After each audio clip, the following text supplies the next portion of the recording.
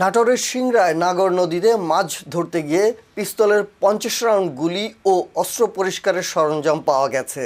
মঙ্গলবার 24 ফেব্রুয়ারি সিংড়া পৌরসভার কাটাপুকুরিয়া মহল্লায় নাগর নদীতে মাছ ধরার সময় শিশুরা প্লাস্টিকের বক্সের ভেতর এসব গুলি ও সরঞ্জাম পায়। পরে খবর পেয়ে পুলিশ গুলি ও অস্ত্র পরিষ্কারের সরঞ্জাম উদ্ধার করে থানায় নিয়ে যায়। সিংড়া থানা ও স্থানীয়রা জানান, কাটাপুকুরিয়া মহল্লার জাহাঙ্গীর আলমের শিশু সন্তান মুস্তাকিম হোসেন ও জাবের হোসেন বাড়ির পাশের নাগর নদীতে মাছ ধরতে যায়। এ সময় নদীর পানিতে নীল রঙের একটি প্লাস্টিকের বাক্স দেখতে পায়।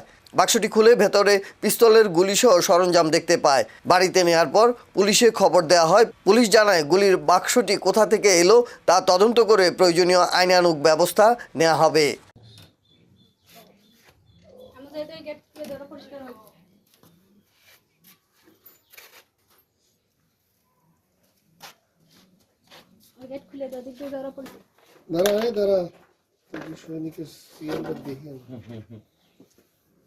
তার মধ্যে আমরা মাছ মারছি ছোট